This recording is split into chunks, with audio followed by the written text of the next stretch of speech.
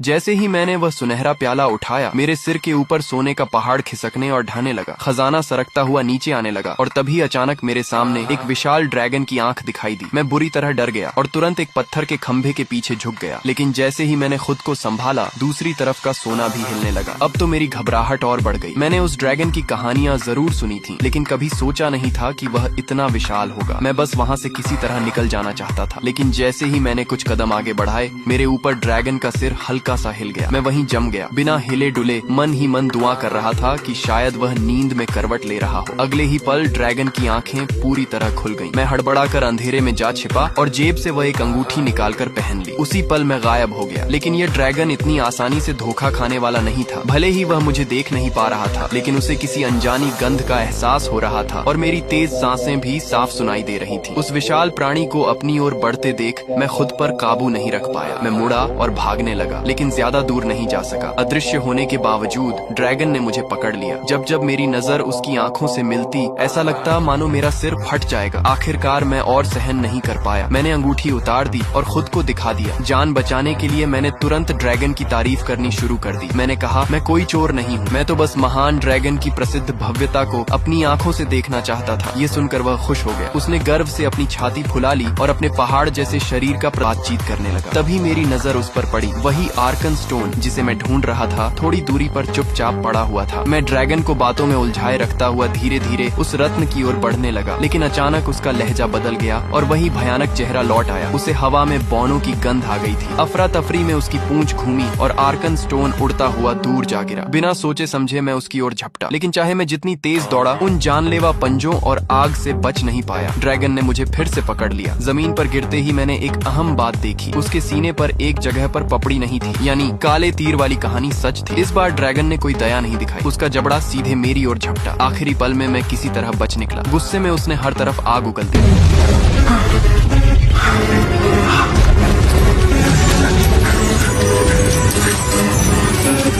मैं बाल बाल बचकर निकल पाया और बाहर थोरिन से जा टकराया, जो इंतजार कर रहा था। उसका पहला सवाल था, क्या तुम्हें आर्कन स्टोन मिला? उसका रवैया मुझे अच्छा नहीं लगा और मैंने जवाब देने से मना कर दिया। लेकिन थोरिन पागलों की तरह मेरा रास्ता रोककर खड़ा हो गया। तभी ड्रैगन हमें ढूंढता हुआ वहां पहुंच गया। बाकी बौने भी आ गए और ड्रैगन पूरी तरह उग्र हो उठा। इन बौनों की हिम्मत कि वे फिर से उसके सोने के लिए लौट आए थे। हम सब किसी तरह समय रहते बच निकले, लेकिन जाते जाते हमने द्वार पर असंख्य बौने योद्धाओं के अवशेष देखे। वे हमारे गिरे हुए भाई थे, जो 60 साल पहले ड्रैगन से हुई लड़ाई में मारे गए थे।